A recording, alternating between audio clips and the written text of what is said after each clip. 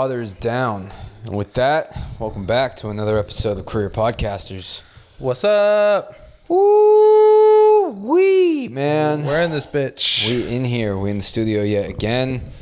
Feels pretty good, man. Feels pretty good to be sitting down and talking. It's weird. Like I've started looking forward to recording sessions just because it's fun to sit down and talk, flex the conversation muscle. I actually weirdly feel relaxed almost. Yeah, it's kind of weird how much more natural it's becoming. But yeah. I do love that. I do love that. Nice. But I feel like I get meta every time because it's still kind of a shock. Like when you do new things, when you just like immerse yourself in a new task and a new outlet of some sort, whether that be, you know, a hobby you're doing or anything like that, you kind of want to achieve that level of comfort with it and still maintain that excitement or spiciness where it doesn't become mundane. Yeah, it has to still evolve, but mostly stay the same. Yeah. I feel like that's the trick. That's really hard to do. I feel that way about jobs. I'd like to have a job like that where like the routine is pretty standard. Yeah. But I guess the details of it are different. So it's like, it's still exciting because it's not like I want to learn new things every day, but I want to like slowly mix it up, I guess. I feel like working with people can be like that, just in general, because you get different characters every day. Everybody has different personality types that you may find yourself dealing with, even on days you may not want to deal with certain personality types. That's for sure. Yeah. I mean, you've been in the customer service game for a little while now. Yeah. I mean, I did it all through college and I'm doing it now. Yeah. It's exactly actually kind of like that, I guess, because it's the same jobs, same things you're doing, but you're dealing with new people and stuff. And so you get some like crazy QAnon lady and you're like, oh, okay, here we go. I had a lady where I paused her for 20 minutes or not muted her, muted myself for 20 minutes and just sat there. And then she went, I heard like, hello. And I was like, hello. Yes. What can I do for you? You were rambling for an excessive amount of time, lady. I think she caught on because then she went like, oh, and then like, was like, oh, sorry. Yeah. Can you help me with this? And I was like, this was before she expressed her issue. So she was just like, I guess I could explain. It was pretty funny. She wanted to build I think they call it like a land ship. Yeah. And it's like a bunker for the end of the world type of thing. Oh. So that you can have this when like everything's gone to shit and you have all your supplies and it's like renewable energy and stuff. And it's on a boat. No, it's on land. It's like a bunker, but they call it a land ship, kind of maybe, I don't know why it's called that, but maybe like a Noah's Ark type situation where it's like you have everything to sustain the people or whatever. Yeah. So like she was like, what software should I like use for that? Or like, what do I need? And so I was trying to help her. And then she eventually was like talking more about the land ship. And like, I just Google searched it really quick, saw a picture. I was like, oh, yeah, that looks cool. Like I've heard of it just to like relate because I looked it up. And then she's like, oh yeah, blah, blah, blah. Why am I building it? Blah, blah, blah, blah, blah. And like just went off like politics, but also like, I don't know, weird like race stuff. And I was just like, oh my God, lady. And she's prepping a bunker for the end of the world. Yeah. Is like what her intention of calling you was. That's fucking hysterical. And then like just told me all about it. And then I was just like, okay, so what do you want me to do? She's like, what product should I get? I was like, the first one on the page. It's just like that one. Just do that one. I was like, I don't know. I don't know how the best prep for the apocalypse, lady. Apocalypse. I don't think the software is going to help you. This is out of the scope of my job title. Yeah, exactly, dude. They like, people do it like therapy. So people just want to get their like rant off pretty much. Yeah. Which is so annoying. But I get it. Everyone's frustrated and wants to do it. So you got to be a punching bag a little bit and just be like, okay, cool. And then get it done. They have to blow off some of that steam that they've acquired when contemplating the apocalypse and what the best way to prepare for it is. Even if it's like not that, it's just like they have this issue and they're going off about this issue. Yeah. And I probably know the fix before they even open their mouth. Yeah. And I'm trying to get it out to be quicker and tell them like, hey, this is how you fix the issue. Yeah. But they have to get out all their grievances and like, the price of this and blah, blah, blah. Yeah. I've had the whole, my wife left me or, my kids hate me, like all that crazy stuff. I'm like, we sell software, bro. Like, I can't help you with any of that. I should start like giving out like a mental health hotline number. Hey man, here's an online therapist that you can visit. Let me transfer you. It's just like a random number. That's troubleshooting in the sense you're You're giving them a resource. Oh, troubleshooting someone's brain in personal life. That's what a therapist is, I guess, huh? Kind of. They're the customer service of people. For their lives. That's a big responsibility. When your life is fucked, who fixes that? I guess I'll call this fucking guy. I don't know, man. I don't know. There's not a lot of people that I'd be like, feel comfortable calling that's a professional outside of that range, where I'm just like, let me dump all my problems on you over the phone. Yeah. It's also because they feel disconnected in a way. It's like why people talk shit online and stuff like that. It's like they don't really feel like they're talking shit to someone. Yeah. You know? I've always found that kind of weird. I'm not someone who interacts a ton online. Like I remember talking to a friend, they're like, I was like, yeah, I've never like commented on a YouTube video. He's like, what do you mean? I comment all the time. And I was like, just to like, for what? And she's like, oh, and then people respond and like I talk to them about it. And I was like, one, that's kind of cool, but also like, who the fuck are these people you're like arguing with in the comments? That's how little like internet communities get formed, though. I feel like like a lot of the time these weird little niche like things that people are into, like the AMVs, anime music videos. Totally. Big scene, gets big numbers. You can make a YouTube account just doing that. Make a friend in Idaho who's really into taking XXX Tentacion songs and putting them over Naruto clips. Dude, I would love it. I'd be like, dude, you're the fucking homie. Yeah. It's true. I don't know. It's like that. I agree. That's like what the internet was made for. And at the start, I felt like that was more the case. But now it seems these little communities always just end bad. They always end in some radical shit. Yeah. Like it gets pushed belief. out. Like there's obviously stuff that's not. Like if you just want to get into, I don't know, like woodsmanship or something. I don't know if that's a thing. You know, like carving wood or something like that. Carpentry. You can find your community. It's probably healthy, but eventually it just seems like it keeps pulling you to the crazy thing. That's also what the algorithm does as well, which might fix the problem more, but I don't know. It's always weird, dude. The internet's fucking weird now. I miss when it was so simple. It's just like, I kind of do too. Here's funny stuff. If you want to find it, you can go find it. Also, you could find more wild shit in the simpler days of the internet because it wasn't really algorithm based. You were just, you're watching this video, and here's a recommended video that has absolutely nothing to do with the video that you're watching, but has fat views. Yeah. It was simpler. I wonder how they did it before to give you a recommended and stuff. There must have been some sort of algorithm, but it had to have been pretty like basic. And it's very early stages when we were first experimenting on YouTube. Oh yeah, when we were like what, like 8, 9? YouTube was like 2005, 2006. Numa, and any content that stickpage.com was putting out. Yeah, we must have been like, it was probably like 8 through 10 for us. Yeah, about then. That's really young. About then. Wow. Try to watch this without laughing. The stormtrooper humping the air. I love that. That's the OG watch this without laughing. Hilarious. And that content has never died. It hasn't. You can still find videos online that's try to watch this without laughing. Be a good clickbaity title. Try and watch our podcast without laughing. Dude, people still make those videos. Hella streamers do it where they react. I just saw Ludwig, who was just recently the biggest streamer, do that as a video. And the loser had to get like a tattoo of the other person, the first person to break. Yeah. And they just went through videos and just tried not to laugh. I was like, that's it? Like, you could just, maybe we're going to do that. Those are huge. I remember sending my dad a couple of those and being like, hey, watch this and try not to laugh. And eventually, if the video goes long enough, you'll laugh most of the time. It's almost like the challenge aspect of it. The challenge of the clickbait makes it impossible not to engage with and even harder not to laugh to. It's a challenge. So you're literally like, nah, fuck this. I can do this. But then when you're actively thinking like, okay, don't laugh, then you're going to fucking laugh. Do you remember Scary Maze Game where it was you get invested in the game that's like a maze and it's a video and it's playing and eventually a picture of the girl from The Exorcist just pops up out of nowhere. Is it the video with the car driving? There's that one too where you're supposed to, they trick you by saying something, you have to look closely for something in the video and you'll want to get really close to the screen and something will pop up out of nowhere. Yeah. Those were like viral scare videos. Those were huge in 2007. Show your friend like, yo, do this maze. I remember my uncle did it to me. He showed me on the original iPhone. He was like, hey, look for the lady in the corner of the video.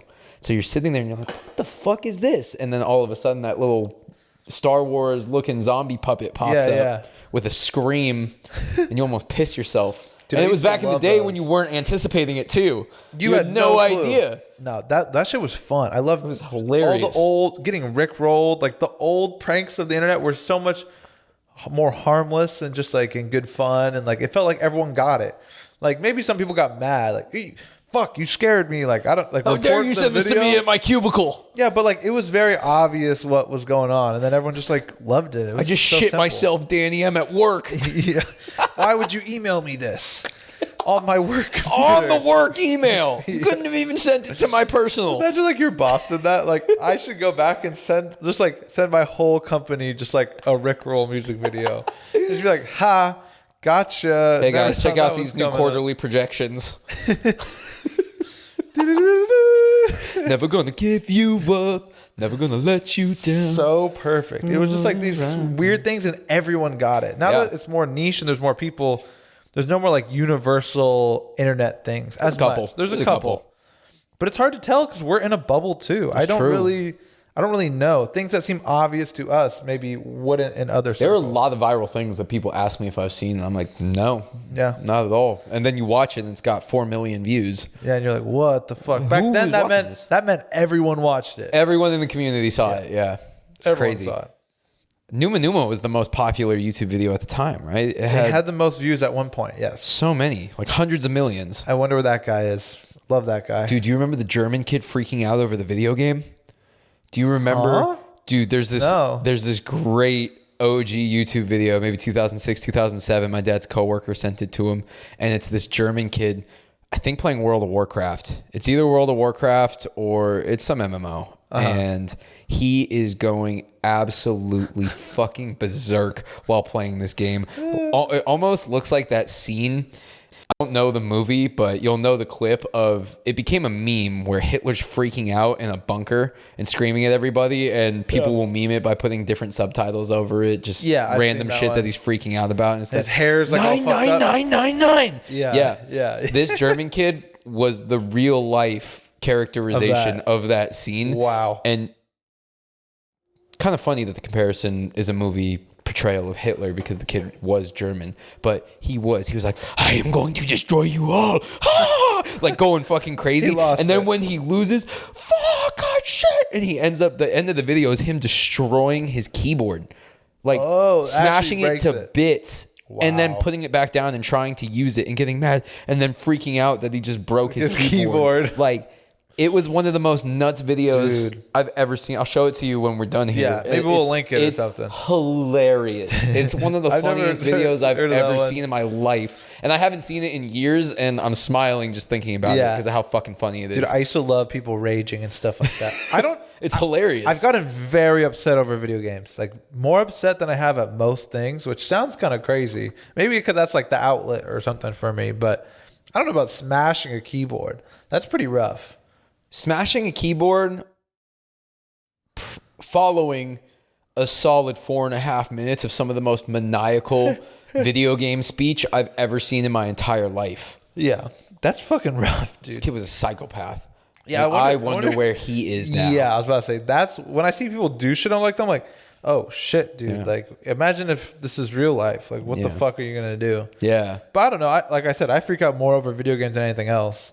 So they get my blood pressure through the fucking roof sometimes. Maybe he's never like that outside of that. But in that world, he just fucking lets it rip. Dude, just fucking goes let ham. it rip to an extreme. That's an extreme. He was the Beyblade king. He let that shit rip. Let it rip. Yeah, dude. I've seen people break controllers and shit though. So I've seen good friends of ours throw it on the ground over a game of FIFA. Yep. I've seen. You know you are. I've seen it's gonna be like 5 controllers break people. over Smash Bros. Oh yeah. I've seen controllers break over Mario Kart. I've seen mouses break over League of Legends. Yeah, I broke a Toshiba laptop. You did break. No, that's the worst one actually. That's one of the worst ones that I did. But that's the thing. That was so far from intentional. I can't believe you did that. And that's it. I didn't. Okay, here's the thing. I didn't break the laptop, but I definitely made it. I depreciated the value of the laptop. You slammed it closed. Yeah, right? Slammed it closed, and it actually didn't fuck with the screen or the hard drive at all. It really just fucked with the connector piece of the two, like, there's those connector pieces that connect the two sides of the laptop together so that it can fold. It fucked the folding up. So my laptop didn't close properly after that. But other than that, there was no real damage. That's not bad then. That's it was hilarious. I remember that game. I was playing Gangplank and I was having a rough night of just bad game after bad game after bad game. We were doing a LAN party, which for those of you who don't know, it's when a bunch of nerds get together and play an MMO or a multiplayer online game and play it together in the same house. Yeah, LAN used to be like you would literally not be on the internet. You'd be literally connected together. We never actually someone have did to bring the system over, like their system. No, it was just like you would connect the computers together. Oh, that's crazy. Essentially, you still have to like connect your PlayStation to play with someone else. To the you Ethernet. could like put two PS2s together and shit. Yeah, it's kind of like that. We didn't actually have to do that because we're not that old. But how far we've come though. Yeah, man, those were the days though. So easy. It was. I want to just sit around and play video games every day. Dude, it's a great pastime. It's very fun, but I don't know. It gets old after a while. Games do, but I could just find video gaming in general does not. Individual games do. Yeah, of course. Yeah. So you just rotate them out. Yeah. What's your ideal apocalyptic scenario? Like if you were to survive like an apocalypse, right? If you had to pick one apocalyptic world where you and your land ship survive, and then you have to make it in the post-apocalyptic world, which one would be? It would be like real life video game. It would completely change your life. The goal of life is completely different. Fuck a college degree. Fuck a job. Yeah. Anything. Fuck this podcast. It's a new video game. It's a new. We have like we are real life Sims right now. We have like the easiest video game there is. But imagine waking up in 10 years in your land ship, and then you have to go out and live one of the Fallout games. Like, what's your world? Which one are you gonna dominate? Well, I'm gonna start with everyone but a penis except me dies. That's the one I'd go with. I am the elder birth. I am the only hope for the human race. There's a show like that, right? Like you want Handmaid's Tale type world. No, where I don't want the governors are the only ones that can impregnate women, and that you're post-apocalypse. Not the show I'm talking about. You're like a utopia turned dystopia, and you're the one in charge of all the handmaids. Not that one. There's one that's called like Last Man on Earth, and it's like one guy. Oh yeah, with Will Arnett, the guy that plays MacGruber. Yeah, and then he only meets SNL. Like 2 or 3 girls, but they're just like, well, shit. And then everything's going for him, and then he like meets, spoilers I think, like there's like one other guy. Yeah. And he's like a little bit hotter than he is, and he's like, well, shit. Like now I'm the worst, the ugliest man alive. Like I went from the best to the worst instantly in an instant. I don't know. Let's break down a couple options here. Like what? Like zombie world. Okay, zombie world. Pandemic world. Nuclear, post-nuclear. So like Fallout. Natural disaster. Yeah. So I was thinking either ice or extreme heat. Yeah. Iceland or extreme heat. Well, I think extreme heat. I don't see how like extreme temperatures. We'll group them into one. Yeah. Complete resource depletion. Okay. I'll put. Or I guess interplanetary travel. Okay, like the planet dies and we have to move somewhere else. We have to go Star Trek it. Yeah, I think Star Trek in it seems pretty cool because it's like a fresh start, but we'd probably still have technology and stuff. Yeah, you know what? Actually, that is the coolest option. Fuck that. It has to be on Earth, post-apocalyptic Earth. Okay. If we're looking at like easy Walking Dead zombies, that one doesn't seem too awful. But I don't think I'd pick zombies. I think extreme cold or extreme heat would be alright. Like Mad Max-ish, where it's just like extremes everywhere you go. I mean, it would be hard. That's pretty much like resource depletion type shit. Yeah. Like the sun starts getting blocked out. Like we fuck up the ozone or something. I also think it's the most realistic. Like I think we fuck up the earth before we like nuke each other or anything like that. That's what I would guess. So I would go. I don't know. I would go environmental end if I had to pick one. Nuclear seems awful just because like who fucking knows? Like there's just going to be like rats with 3 heads. I like the imagination of the Fallout games where most of the enemies are earth animals that were just exposed to so much radiation they just turned into these fucking monsters. Experimentation. It's so weird. I wonder if there's like a field of science that does that. Obviously with animals it'd be a little rough, but like exposing certain things to a certain amounts of radiation to see if it like develops as a new or like evolves as something better. Right? Like let's say in the example of like a Fallout games, maybe there's like a creature that becomes stronger and scarier and like more powerful because of the radiation, right? I wonder if there's a way we could like manipulate that for good. I don't know if that's how it works. My personal conspiracy behind Area 51 is them doing shit like that. Like I think that there are potential UFO type things. Okay. But I personally am on the wagon that if we have come in contact with extraterrestrial shit, it's machines that were built by living organisms, but the living organisms aren't actually there with the machines that they've built that have made contact with Earth. That I can get on board with. I think that's very plausible, very within the realm of possibility. Yeah.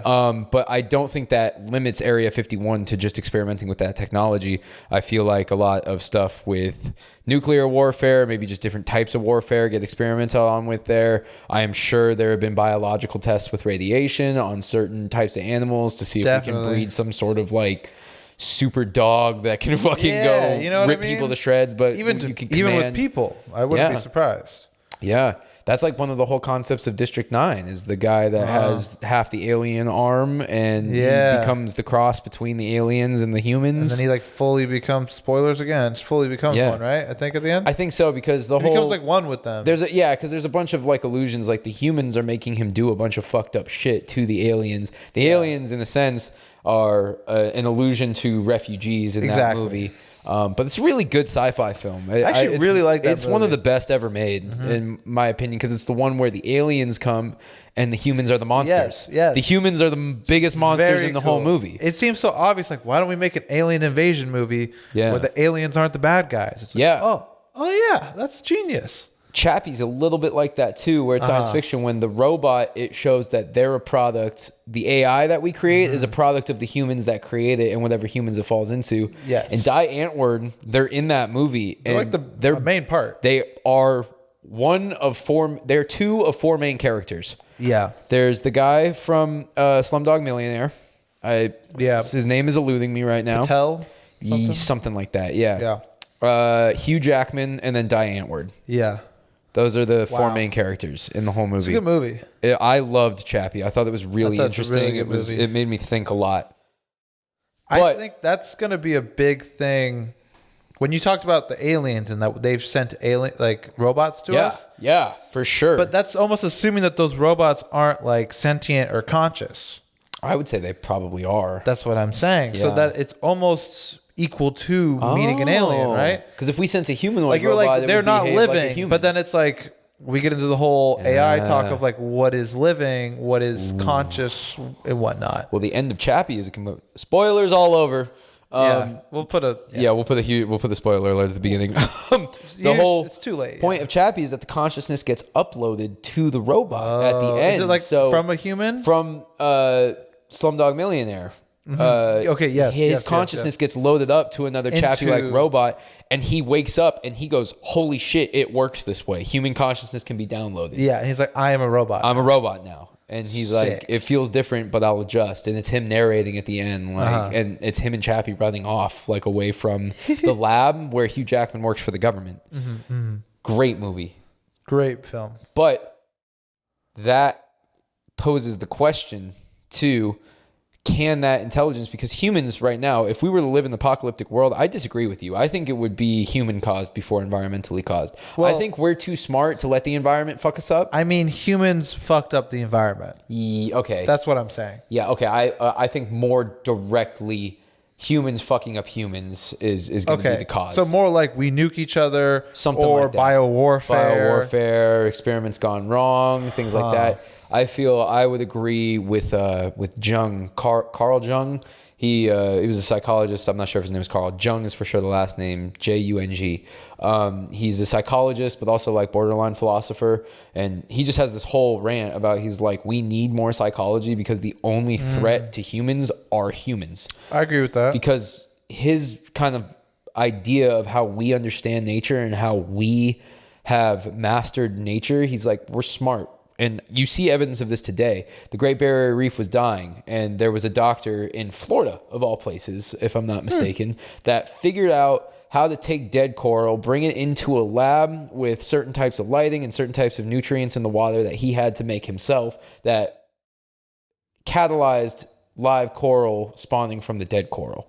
And now that research is being shared with other scientists, and I believe they're trying to figure out how to make it happen in the Great Barrier Reef to do it. So I think that humans are very capable of overcoming any natural thing that's thrown at us. What's going to fuck us up is this egotistical society, global society that we live in, where it's like, well, we want the nice shit, they don't get it, we hate them, we hate this, and that's just going to escalate to a point of craziness. Jeez. We're seeing it happen every day. Yes, I mean, it's always been this way, and yes, I understand the argument that it's better than it ever has been. Simultaneously, we're not close. We're not even fucking close, dude. We see what's going on in, Jerusalem and Palestine is the big. I mean, Israel and Palestine over Jerusalem is like one of the big ones right now, but it's happening all over the world in different smaller ways. That one is just prominent in the news. This is not new. Places are getting bombed daily, a lot by the United States. Oh yeah, it stays happening. It's very true. I do think it'll be us versus us. Pretty much. Yeah. And the thing is, like, it's because I think a lot of it is going to be like collectiveness versus like individualism, maybe. Maybe that's not the right way to put it, but just kind of like people making sacrifices for the whole, or people just being like selfish and just wanting to do what they want. I think the best will rise above. I think it's going to be the in-between, where people are being selfish for their countrymen and women, not for... I think whoever wins this battle of humans, it will be a collective effort where it's their whole, if that makes any sense. Their individual whole. So it's not for everyone. It's for their crew. Yes. And then they just run shit. Americans or Russians or Chinese. It's going to be one of the sects. Wow. So like America just takes over the world and then we run shit. Yeah, pretty much is what or it could not very well not be America, but yeah, I think that's going to be it. And I think what Jung is getting at is once we understand the human brain more, human ego, human emotions, then we'll be invincible. Then we're set for generations to come until the planet is swallowed by the sun. Because we'll just all agree that this is the best thing to do and let's do this kind of. Once we figure out the human brain more. Yeah, I would agree. I think there's a theory about pretty much the future of the human race is that the only way we can achieve intergalactic travel is by all coming together and work together. Right? It's the only way we can reach that point before we destroy ourselves. Would be like complete collectiveness, complete working together, complete harmony. But the issue is with the human race, we'll probably destroy each other before we can get to that point. So that we'll never reach intergalactic travel. And apparently that's a theory. That's how every planet is. There's other planets out there with life, but it's impossible to reach that level of cooperativeness. How conceited of human beings to just project our brain's complexity onto other interplanetary species. They're going to be completely different. Who the fuck are we to say? That's the interesting part about Star Trek is how they say there are different traits of each of the species on different planets. Which would make total sense. Of course, they would not be like humans.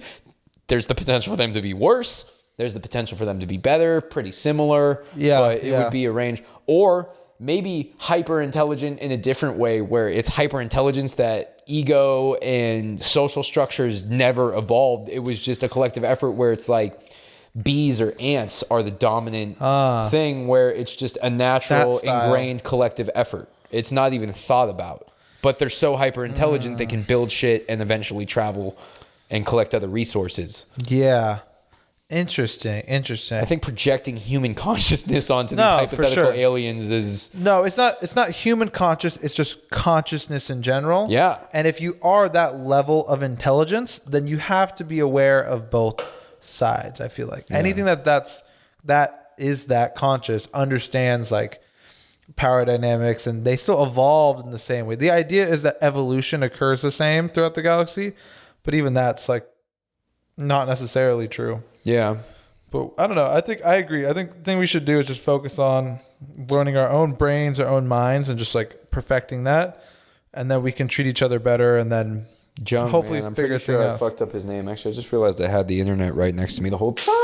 But you should look at some of this rant that he goes on, because it is very interesting. It's basically talking about he believes in what I would believe the realistic apocalypse is one where humans took it too far, trying to fuck each other up, not accidentally consuming all the resources, but just went too far trying to get maybe resources. Maybe resources most likely are going to be the root cause, but it's going to be humans inflicting some sort of pain onto other human beings is, I think, the end game for the world. Yeah, I wouldn't be too surprised. Carl Jung. I was right. It's Carl. They're all named Carl, man. It's crazy. Yeah. All of them. But we need more psychology. I think it's going to be interesting to figure that out. Yeah, it's like the #1 major in the world now. Yeah. So, but maybe. But I think back to my Area US. 51 theories. Yeah, they've been doing some crazy shit, experimenting with biology and figuring out how to develop maybe some alien technology and maybe some natural technologies that we were just kind of gifted by the Earth, and figuring out how to weaponize them. That's my whole Area 51 conspiracy, and that's why that would make the most sense, that they'd be totally fine with the full-blown alien conspiracies just running rampant throughout the country, because then it distracts from the fact that it's actually probably some intense ass warfare shit going on there. Yeah, I think that's the biggest thing, is if we do have alien technology, we're going to use it in the most diabolical way. For sure. And that's what we should really be kind of focused on, but no one is. Is not doing that too. Is just being like, hey, like, sure, 7 billion's a lot, but if we really tried,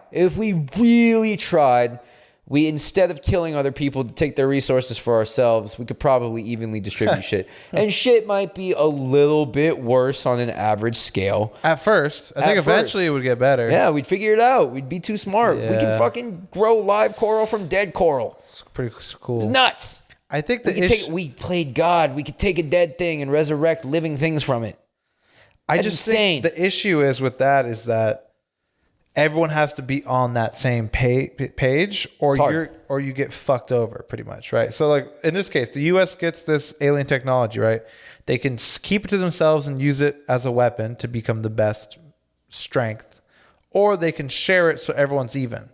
If one country or one person that we share it with uses it for the wrong reason, we're just all fucked and we look like fucking idiots.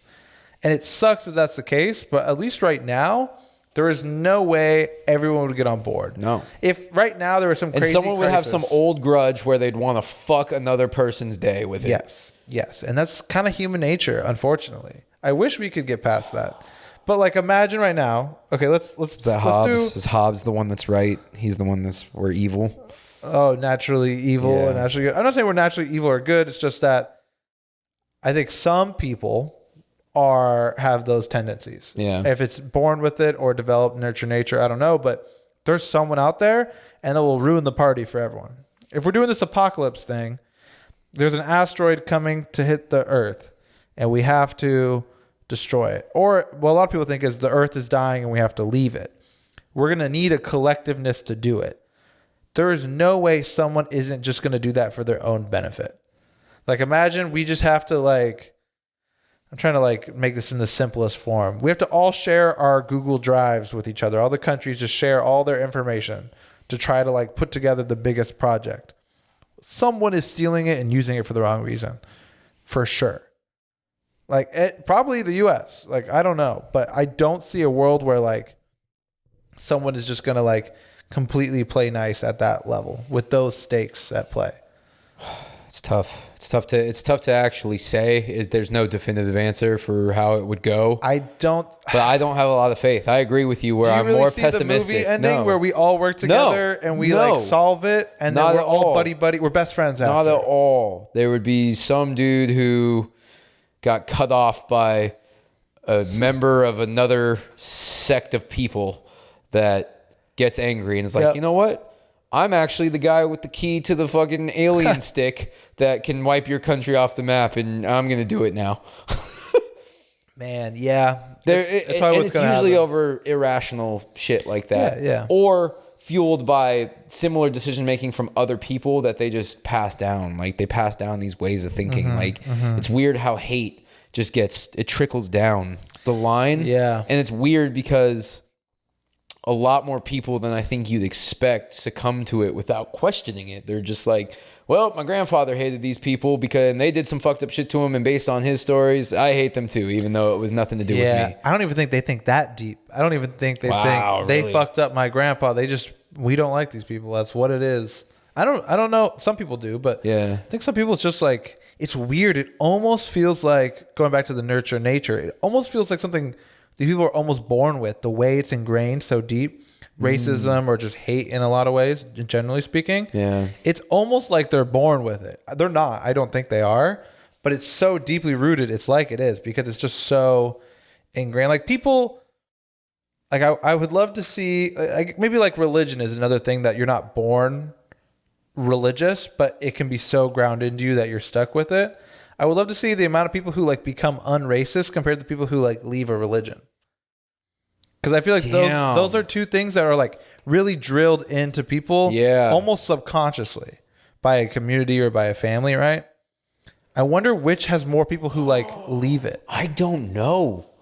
Obviously I don't know what the number would be, but if I had to guess, I would say there are probably more former racists than there are former religious people. I agree. Or former members of their religion and converted to something else. Yeah, I would think say they're probably more former racists. There's the push for racism is harder than the push for religion is bad. Yeah. Or a specific religion is bad. So I would agree. But those are the kind of the things that are just like super ingrained like that you don't really see people changing a lot. That would be an interesting experiment. It'd be almost very impossible social to figure experiment. out. But yeah, you could maybe survey or maybe set up some scenario without telling the participants about what the end goal is to figure out. How do you ask someone, hey, did you used to be racist and now you're not? Well, I'm sure there's ways to find that. I mean, people usually write books about stuff. You could find former Klan members. You could find former members of the Westboro Baptist Church. You could find former members of any extremist religion, Scientology or something. Or extremist sections of religion. I just think you don't see too many people come out of it. And also, how do you judge? Oh, they're not racist now, or they don't believe in this now. It's very hard to like say that or not. You know.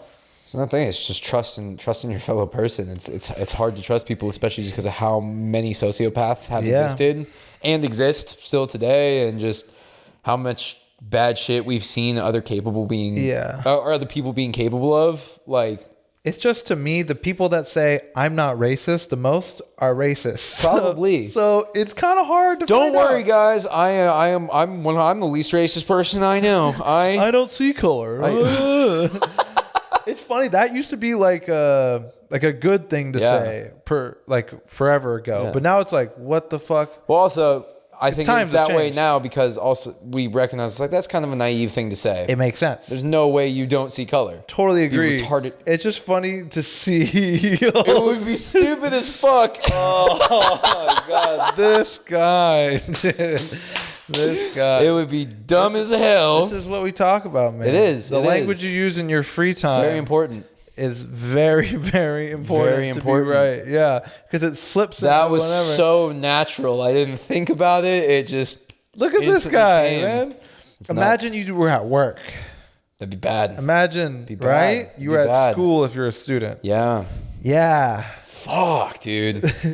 It happens. That's something that it's learned behavior that's so ingrained. Yeah. And maybe that's another thing, because I don't think it's nature. It's almost always nurture. For human beings specifically and their beliefs, and like me slipping with that word. In this case, yes. In general, that's a whole nother discussion. Racism or religion, I would both say nurture. No, they're all nurture. Of course they are. Of course they are. For sure. There's no way you're just naturally born like, I hate black people. It's in my DNA. I'm Jewish. I can feel it in my blood. I am Jewish. Like, that's not a thing. That's not a thing. I don't believe that. Like, it definitely was your parents or your family or someone or community. Something happened. Like, something happened that changed that. But same reason why you maybe use words like that is because where you grew up, it's fucking normal, and no one was. I think it was more the time. I think it was more the time, not even just where we grew up. I mean, yeah, maybe, I don't know. I didn't say it. I'm trying to work on it. We grew up in the same place. That's true. That's true. Maybe people I hung around. Maybe we hung around the same people. I don't know, man. I'm not trying to come up with excuses. No, I'm just saying that, like, it's you're right. Like obviously we had it different, but it's as close as you could get almost, right? But it's like there is some part of you that does control it. That's kind of my thing is that like you could be raised in the most racist, fucked up place and be pretty oblivious. But once you become an adult, there is something in you that will make you question it. Yeah. I don't believe that there's these people who have just never thought that, hey, maybe these people are equal. Like they have to have had that thought once. Yeah. Especially in today's world with the internet and stuff, there's no way you're not exposed to other views of thought. Yeah. You know, like it's true. You have to at least give the other side at least one chance, I would think. Interesting TED Talk that I watched to answer your question. A lady who was a former member of the Westboro Baptist Church gave a whole TED Talk about how internet communities, these niche internet communities, actually reached out in a way that wasn't aggressive and was like, hey, you're clearly someone who was raised in this environment. Let us show you why this is problematic, what you're engaged in. And through civil dialogue and through actual education and people being willing to challenge the beliefs, but in a way that was open and receptive to the initial claims, not immediately being like, you're an evil piece of shit and you're fuck you. An actual conversation. And she realized like, holy shit, this organization is awful, is terrible. And I was blinded for so long from just being born under these circumstances, and through other people's patience, and obviously on the internet, I don't think it would have happened without it. True. She was able to recognize the error of the ways, separate herself from the community, get out, and then she had a whole TED Talk developed about how civil engagement with people who have radical beliefs can be effective. Yes. And I think it's actually the only option. Yeah. Besides what? We just want to eliminate them? Like there's no other way, right? Yeah. So it's just that the way we go about it is so bad. I love that story, but it's 1 in a million, man. It's rare. It's you know, rare. And like, why is it so rare? It's hard. She had to let those people in, to be honest. Yeah. She had to give them the time of day to start. Yeah. You know, when a Jehovah's Witness shows up at my door, I don't give them the time of day. No. So we're doing the same thing to the other side because we think we're right too. Very true. You know? So I get why they don't want to give them the time of day, but it kind of makes me go and think like, hey, maybe I should really hear everyone out. You know? Yeah. There are some things that like, am I going to listen to some racist guy tell me why I should be racist? Probably not. But like, no. But that's what they would say the same thing though. It's tough, but hear me out here. So let's flip it, right? Okay. We're racist guys, right? Okay. We hate everyone. Everyone that is not pure Aryan with tiger blood running through their fucking veins. So we're Nazis. Yes. Okay, let's improv this. No, I'm just kidding. Hi, Alex. How was the meeting with the brethren today? It was great. We all shaved our mustaches perfectly into the center. Next step you have to take is shaving the head, brother. I believe your appointment for your swastika tattoo is next week. Yes, I'm going to shave it right before so I can get it on top of my scalp. Excellent. Good pick. I put mine on the back of the neck so that everybody can see it no matter what type of clothing I'm wearing. Well, I'm assuming I would never have hair again to, show my pride for our nation. They don't call us skinheads for nothing, brother. That's right. So this is going to be bad. anyway, so why were we doing this? So, right, we're Nazis. What's our scenario? We're Nazis. And then we're at a let's do a fun situation. We're at a bar, right? Yeah. And a Jewish guy comes in, right? Mm-hmm. And we immediately like, dude, that fucking, I don't know, we're talking shit or whatever. Yep, saying all the bad ones. All right, so now I'll be the Jewish guy, and I just come up and I go like, hey guys, how you doing? I know you guys like really don't like my people and all, but I just want to, maybe we could talk about it or decide like why, you shouldn't. I think you have a lot of fucking balls approaching me right now. Right? Then I get slapped in the face and I get my shit rocked. Well, I'm not trying to rock your shit just yet. I'm trying to figure you out, Jew. I feel like I would leave. I'm leaving. You would leave, room. Right? It would be intimidating. Like, you couldn't do that. Have a great day. Do that. It's all right. Yeah, I wouldn't either. And especially if they found out like that my last name was Goldberg because I just opened the tab next to them and you just immediately see the look. And then you see the swastika tattoo on the back of the neck. Oh, yeah. I was actually in Las Vegas, Nevada. I was in Las Vegas, and the reason I depicted that character is I actually had a very clear character in mind when I was in an elevator in an apartment building in Las Vegas, not even a casino or anything. This guy lived in Las Vegas, and he gets on and he was wearing some metal militia gear, casual. I was like, maybe a motocross guy out of his prime. Yeah, maybe did you like he was an old punk or like he's a skinhead? Yes, and sometimes it was could be hard. Most definitely the latter, because I saw the front at first, and when he turned around, there was a massive swastika tattooed on his neck. Bro, Just on the back, just blatant for everyone to see. I was there with Omar too. Yeah, Omar and I were standing feet from a neo-Nazi. He had hair. He wasn't a skinhead. He clearly didn't like the bald look. So he went with the swastika on the neck so that he could still have his flow. Yeah, exactly. But the whole point of that of that improv was just that, like, it's like an impossible you would walk away because scenario. I think I responded pretty accurately. Like, yes, you got a lot of fucking nerve. It's Get the fuck out of my face. We're not having this conversation, or I'm gonna beat the shit out of you right now. Yeah, and so it would work the opposite way. If some guy came up to us and was like, "Why are you hanging out with that guy? You should be only hanging out with your own kind." Some shit like that, right? Excuse the accent I'm using to stereotype all racists. Oh, sorry, do all racists not hail from the South? I wasn't gonna say. I thought it was just a naturally racist area. It's in the ground. It's in their DNA. It's nature. No. It's nature in the South. But that's exactly the issue. Is like people are almost like that. It is. So they're like, they're too far gone. But it would be the same scenario if the skinhead came up to us and was like, "Why are you hanging out with these kind of people?" We would just be like, "Dude, like, shut the fuck up, or I'm like, get out of my face." Yeah. It's so hard to get into that conversation. If he tried to pull me away, you're right. Because if we were on, if we feel that way, they must feel the same way, right? Not saying they're right, like obviously not. Yeah. But we would have the same. Does that make us just as wrong? I don't think it makes us wrong, because I think not being racist is right, of course. But we're being wrong in the sense that we're not expecting the same openness.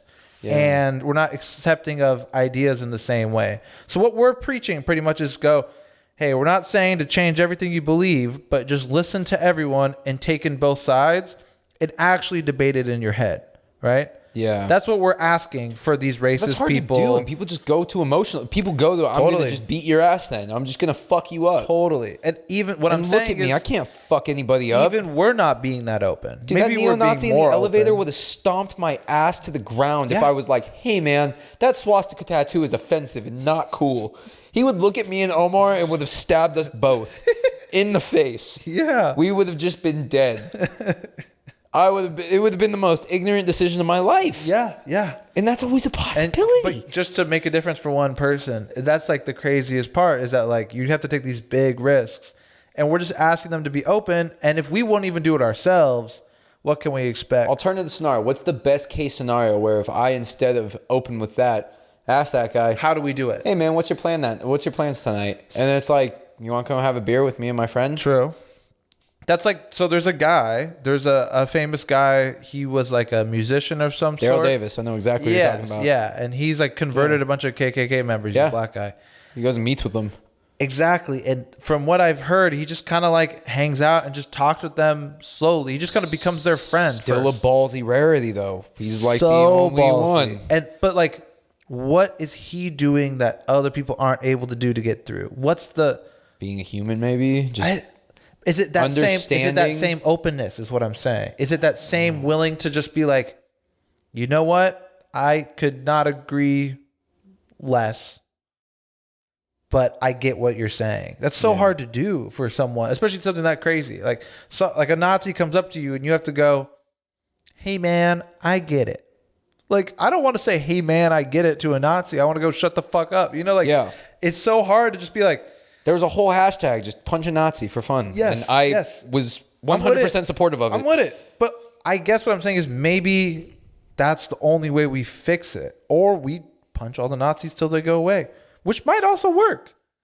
I don't know, but it hasn't yet. So maybe it's time to switch up the strategy. Hard. I think it is time to switch up the strategy. But I don't know what that strategy is, but Daryl Davis does. Language. I really think it is the use of our language. More detailed than that, what is he using in his language that makes it so? Obviously it's communication. But like, what is he doing, or what are some of these people doing?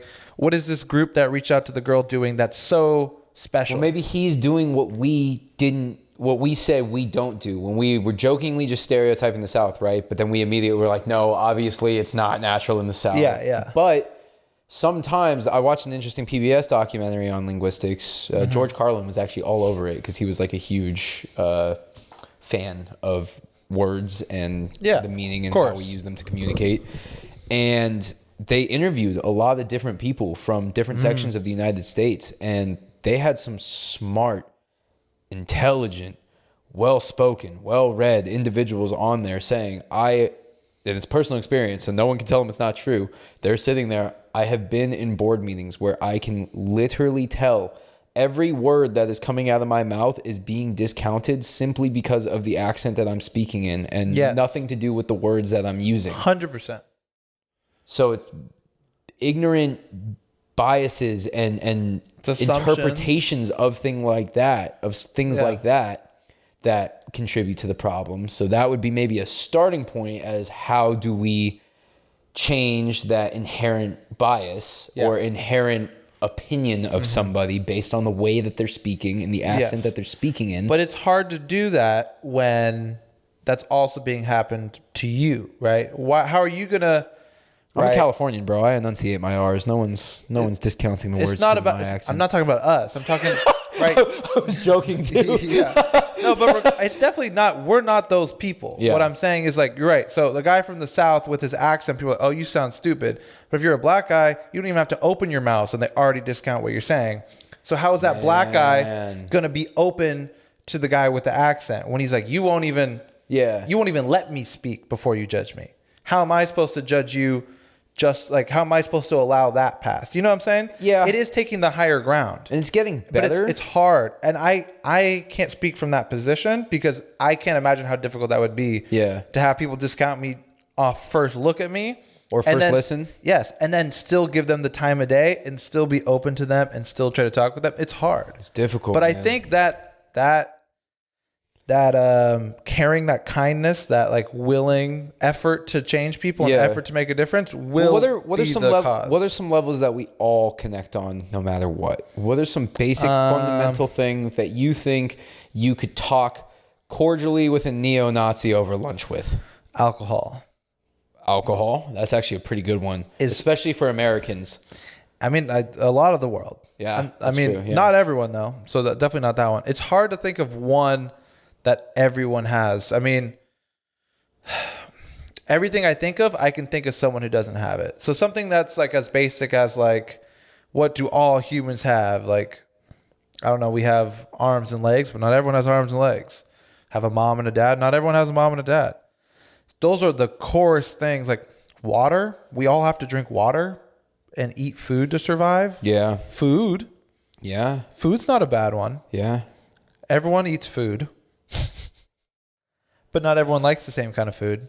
It's water. It's often said that food is going to connect everybody, or has the potential to. Because it's the only thing that like everyone does. I can't think of like fire. Maybe? Fire's cool.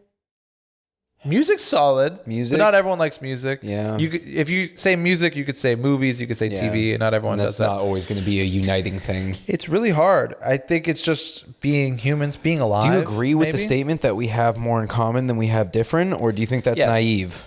I think it's true, but the differences are so key that it really they're too prominent. If everything was weighed equally, more in common than not. But the things that everyone has in common gets downplayed. No one gives a fuck that we all need water to survive, right? Yeah.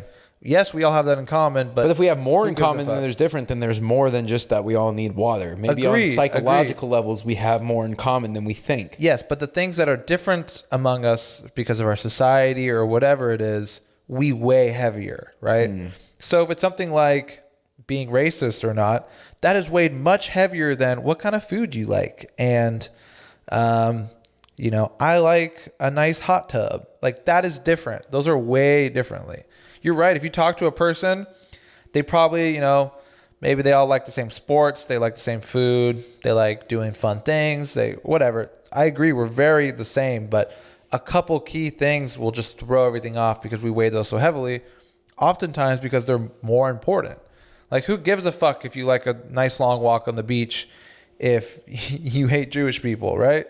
That's kind of the issue. So I do think we are more in common, but we just have to get over those a couple key differences. Because if you remove those ones, then you realize, hey, we're not that different, right? But you just have to remove those, or at least put them aside for the conversation, and then maybe those biases or whatever they may be go away later. Mm-hmm. But that's hard, dude. Like, I don't know, but I think Daryl Davis and people like that are the ones who tapped into, like, we're pretty similar. Yeah. You know, it's like, hey, man, we like the same kind of music. We like, you know, talking shit, drinking a beer.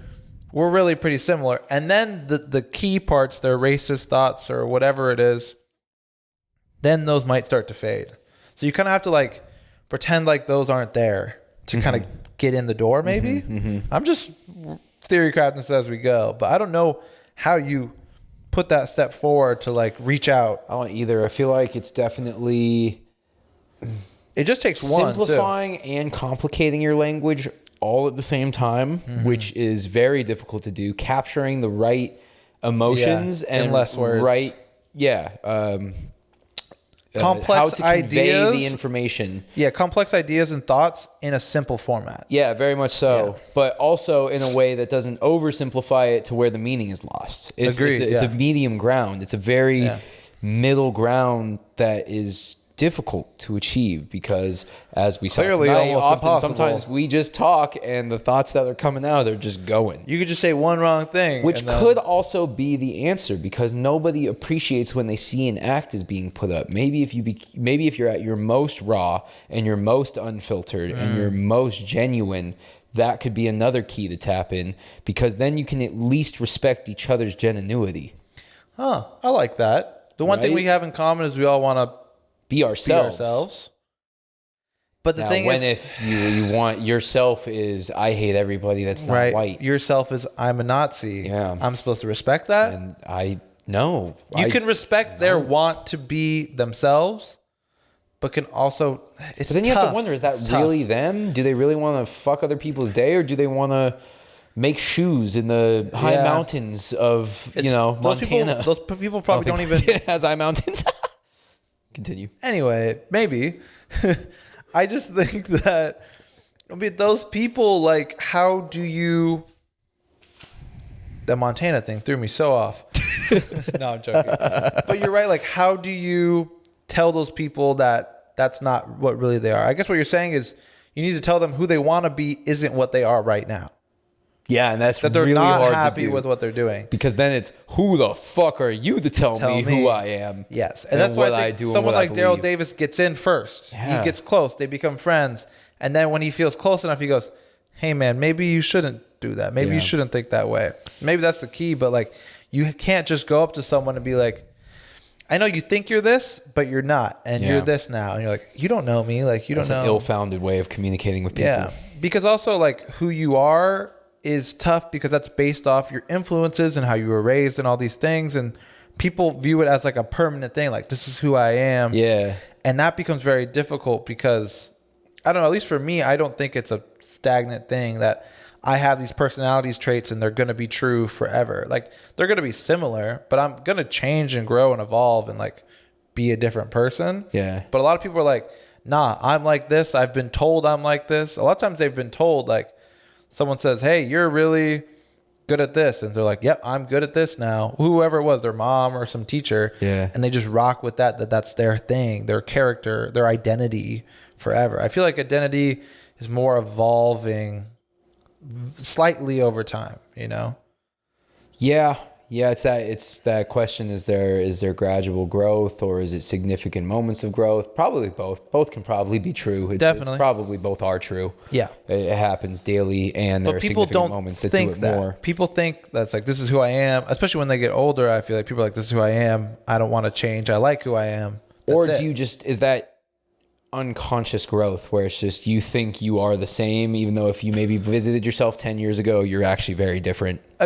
True. I think that's true. But I think if you have the mindset that I'm willing to grow and I'm willing to change, you'll grow more. Yeah. If you're resistant to it, of course, some things are going to get through the wall. Yeah. But for the most part, you're going to be kind of similar. But if you're open to new ideas or new perspectives and stuff like that, it's more likely that you'll change and evolve. I mean, you've seen old people who are still stuck in their ways and still talk the same way, and they still treat people the same way they used to. Yeah. And you also see old people who totally get it and are totally with the shits. They change quite a bit. Right? Yeah. And are like, hey, this is wrong. And they learn new things when they're like 80. I don't think humans are, old dogs can't learn new tricks at all. No. So it's just having that openness like forever. It's easy to say when we're young and we still know that like we haven't figured it out. But once you get older and you feel like you got things figured out, you're probably like, why would I want to change? I'm happy like this. It's tough. Yeah, but I feel like change is so inevitable. It's just very dangerous to slip into that mindset. And of like I really not hope allowing people, it? Yeah, I really hope that people who know me are like, dude, why are you still stuck in 2025? Yeah. It's 2050 now, bro, and things have changed. Exactly. Like, why are you still talking? Why are you acting like that? Like, Yeah. I would, if that ever happens to me, I hope someone fucking lets me know. Yeah, exactly. Right? Which is But- maybe why you want younger people around in general. True. Or just that like mindset, I guess. I think the biggest thing is we need to always think of when we get old or the listener gets old, think of when you were a kid and you were like, okay, boomer, blah, blah, blah, blah, Yeah. blah, all that shit. And be like, okay, that's me now. No matter what, no matter how right I think I am, I'm that person to them now. Yeah. And instead of butting heads like we kind of do now, we just make fun of old people. And we make fun of younger people. We're at the age, too, Yes. where we're like, these fucking kids. Right? God damn, what the fuck are they on? And it's so silly because Yeah. it's a cycle. It's just the been same thing. happening. But it's better to just be like, oh, I get why the new kids are into this, I guess. It's not my thing, but that's what they do. And vice versa. So I don't know. I agree. I fucking hate some shit old people do. But like, I do get it. And I guess the same way on a lesser scale, you have to have that conversation with them. And like, Yeah. I remember having to do that with so many people. Like, have to like, oh, this is how things work now. Like, Yeah. you know, don't say this, don't act like that. But do you think that, like, okay, nature versus nurture, is nostalgia a natural human thing where maybe things think were so. better at a certain point in time for people? So I'm going to say Super Smash Bros. Melee is the greatest game of all time forever because it was the most poppin' during my childhood and teen years, where it was like... It's why almost everyone's favorite genre of music is the music when they were like 14 to 25. It's like almost everyone's favorite kind of music ever. If you ask your parents, it was that same age. Yep. Very rarely do people find their favorite song or favorite genre when they're 50. Like, that's unheard of. Except really cool motherfuckers. Exactly. I want to be that guy, right? Like, that's Except so like the much Mike cool. Deans of the world, who are just like, here's Salem World because I think they're great. Yeah, exactly. Like engineers working with new bands, even though it would be so out of their realm before. I think that's awesome. Yeah. But it's hard to do. It's not like an obvious, easy thing for a lot of people. But yeah, I'm going to just try and fucking do that. Maybe that'll be my rec for the week.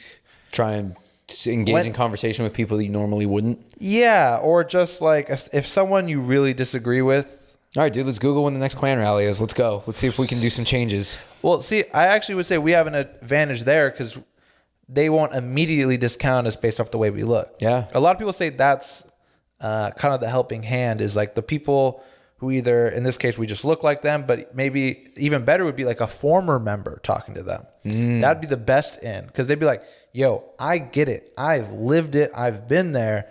Let me show you why not. I'm sure there are people that try. Maybe we go in character like we did earlier. We get in.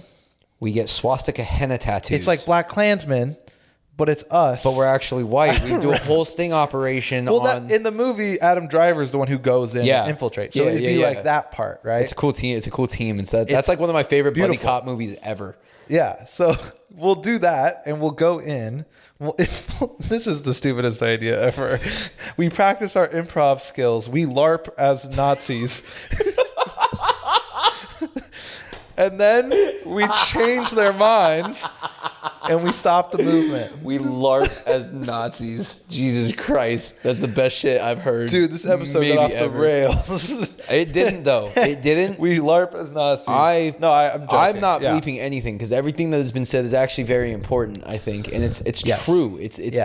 Everything that we're talking about now, in my humblest of moronic opinions is the number one most pressing issue that human beings face is our, at least Americans for sure, is our lack of ability to communicate with our fellow countrymen. Yes. And I think a bigger part of that is like admitting our own flaws and admitting to grow and to change, right? Yeah. So you could be like, yeah, I said something wrong. I fucked up. I used to think this.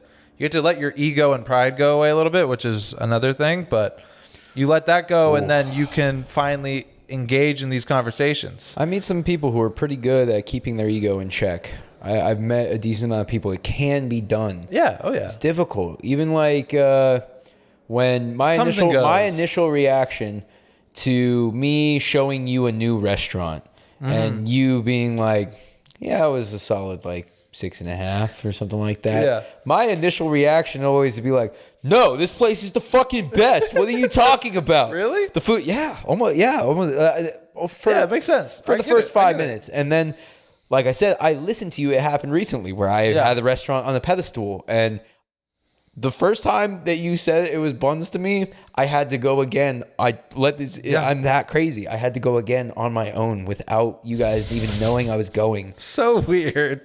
And I was covert mission. A little bit. I was like, I need to test this out, and I just need to try it. Hilarious. And when I came back that day, I was like, you know what?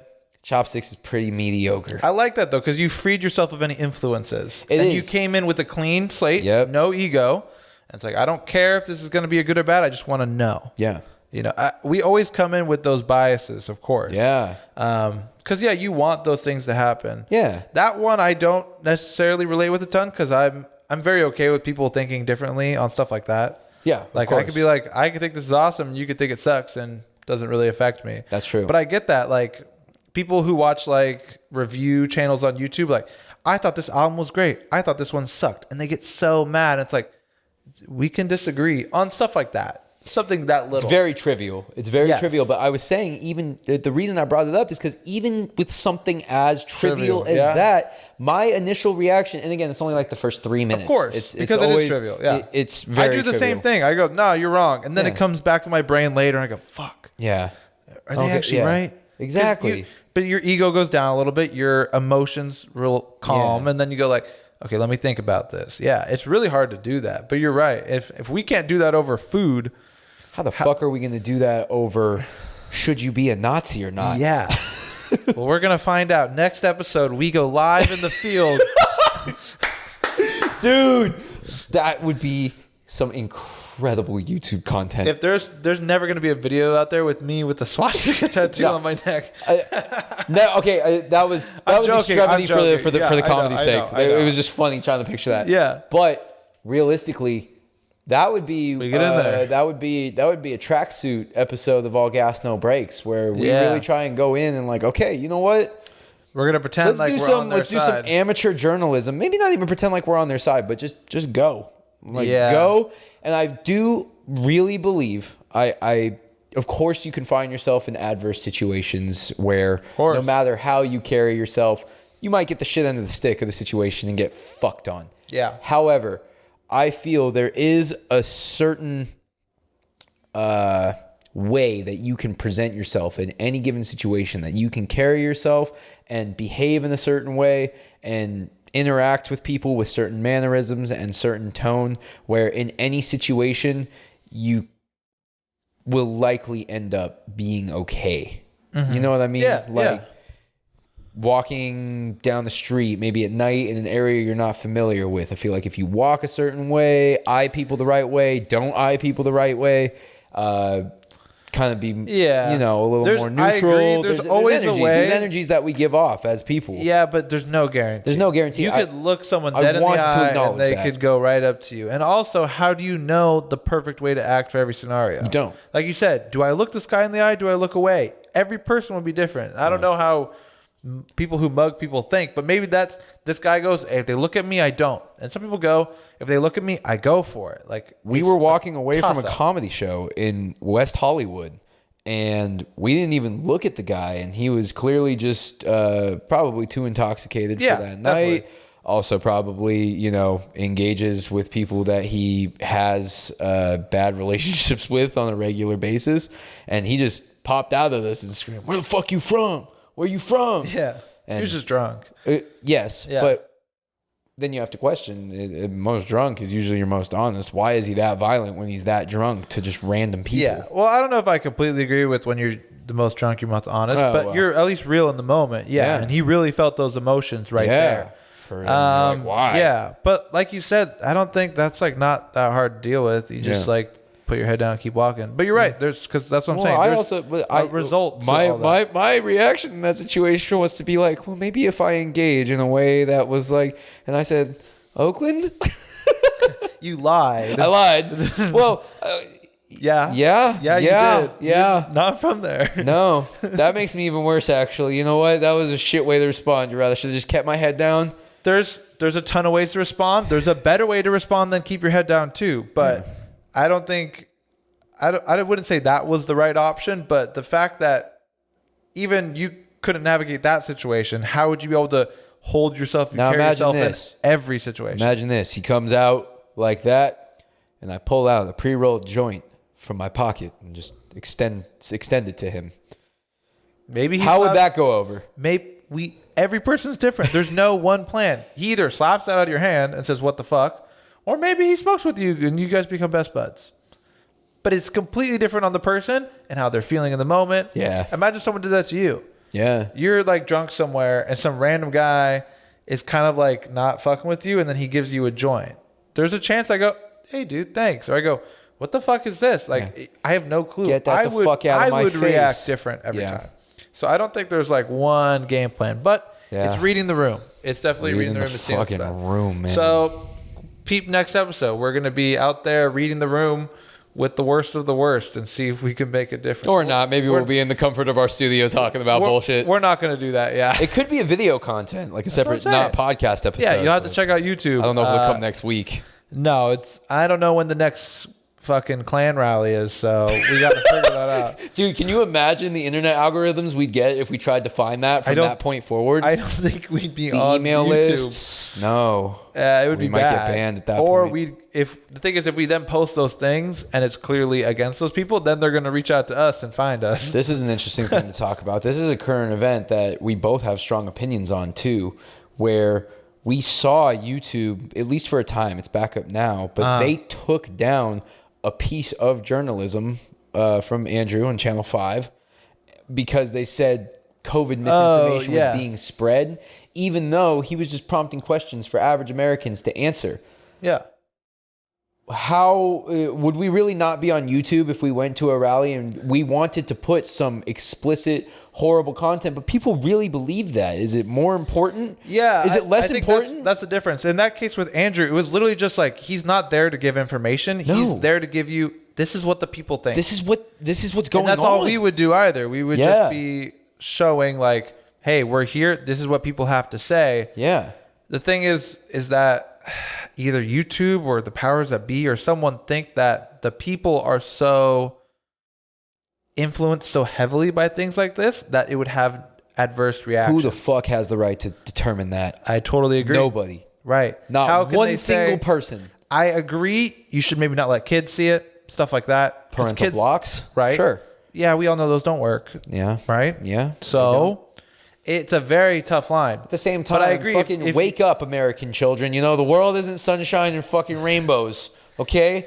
Maybe the kids need to start seeing this shit early because maybe they'd have some good ideas as to how they'll approach it. Or maybe they see it and go, huh, that guy looks cool. I want to be like that guy. And they become a Nazi. That's, right? Yes, of course. Yes. So but fuck. How do you do it? I don't fucking know. Because, the blocks won't work. But at the same time, I feel like there are some kids out there that could be like, well, why don't you just ask him this question? And if you got asked that fucking question, not every kid's that smart. No, they're not going to think that way. Not every person's that smart. I think I wouldn't have been that smart as a child. No.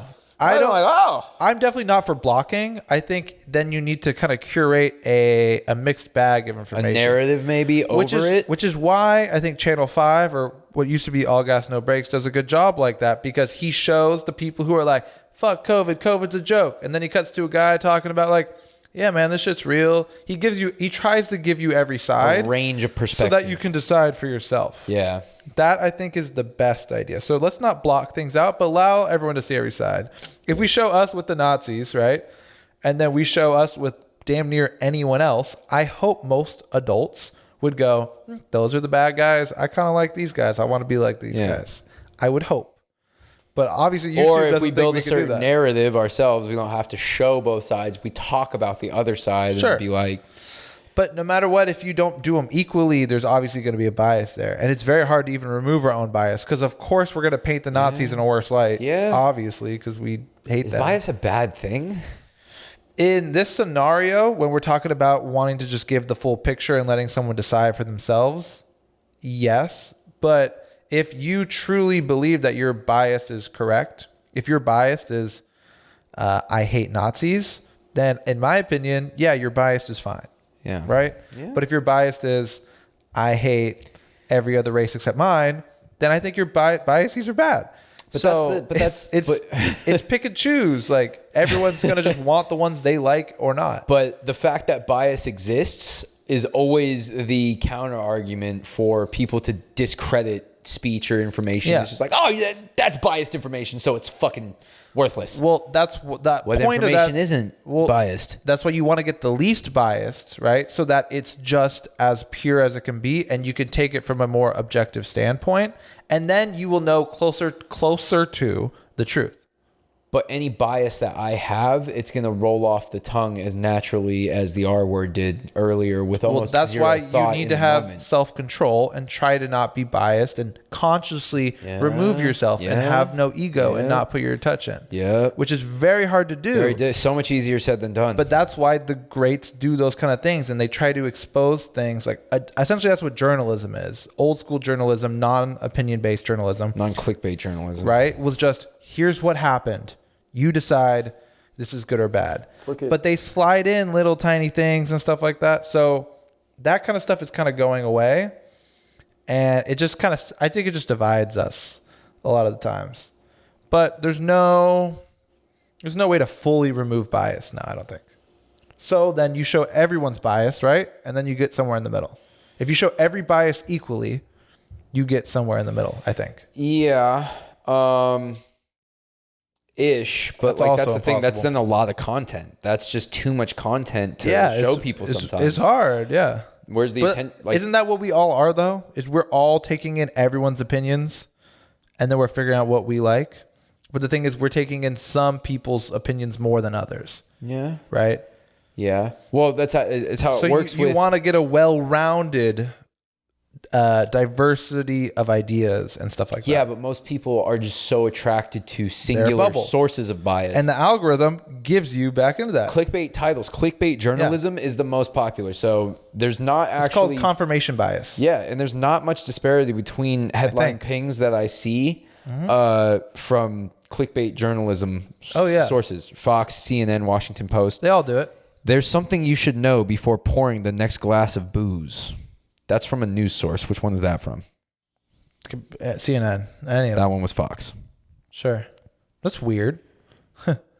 House Homeland Security lawmakers strike a deal to create a bipartisan Capitol riot commission, breaking a months-long logjam. Who's that from? Washington Post? That one was CNN. It's hard to tell. I also don't watch the news like that, but It's not watching. These are the pings on my phone from the apps that I have downloaded. I don't get those pings, you feel me? Because I don't subscribe to those kind of things as much. I had them back in the day. I don't really look at them anymore, but I see it's interesting to me. You see it on every level. I see the basketball video where it's like vicious foul on Steph Curry, and it's just like a regular play. Like, why did I click on this? It's like because I wanted to see. They just clicks equals money, so they sell out that way. So I do think objective or non-biased journalism is kind of dead. So I wish we could bring it back, but it feels like it's gone. So I think the better idea is to see everything. That's what they say. Like if you're super left, watch Fox News so that you can see that and bring in your own bias, and it kind of you'll find out what's really going on somewhere in the middle. Almost. Yeah. Or like if like the news stations are like every news station is so biased. So the point or the idea would be listen to all of them so you can get like a kind of grouped idea. But like you're saying, that's so much time and effort for everything. Like it's too hard. I'm a busy guy right now. My rec for the week is to not do that. Yeah. I want to take in news and awful shit that's happening. Dude, it sucks. I have enough busy shit going on every day. Everyone does. And so that's why people don't take the time to to make these changes or differences. So, which is why it's fuck the way we're doing things. Let's all take a step back. Let's take a break from productivity, work out ourselves in our own minds, and fucking come back in a year. Yeah, we had the chance to do that. We didn't let it happen. Yeah, I was about to say, I wish life could just get on pause, and it actually did happen. Because a lot of people can't argue that. It didn't. It did for some people. Use it the right way. Yeah, a lot of people definitely didn't. Yeah. But also a lot of people didn't pause. They lost their jobs and it was scrambling to make ends meet, because thinking even less about problems going on outside and thinking, how the fuck am I going to feed my family? Exactly. And that's most of the time why people can't even take the time to think about these things because they have other things going on or less pressing things going on. But yeah, I think COVID was kind of that opportunity, and I definitely wasted a lot of the time. I hope I didn't waste all the time, but I wasted so much of it. Yeah. But I think a lot of people took away good things in the end. A lot of people learned about themselves. I learned about myself. But a lot of people got fucked. So is it worth it? I don't know. But if you didn't get fucked, hopefully you came out on the other side better. Maybe even if you did get fucked, hopefully you came out on the other side better. I would think so too, yeah. But some people got so fucked that... Yeah? Yummy. Anyway. It's rough life, man. I think that'll about do it. Anyways, yeah, I think my recommendation for the week, personally, new Manchester Orchestra album out. Probably my dad recommended it to me. Probably my favorite of the year so far. Very reminiscent of some early Pink Floyd stuff.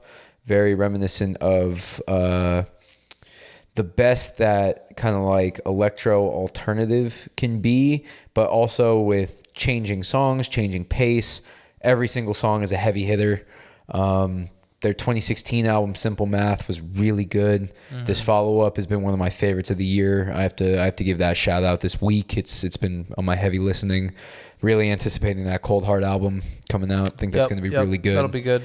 And yeah, just keep that open mind. Alex's I was about to say, my rec is have an open mind. Yeah, keeping that shit going. I probably said that like 3 times already. I know on this. Different episodes, but anyway, it's important. Keep it up. Don't forget. Yeah, do it. Both can be true. Both can be true. And with that, check us out on YouTube.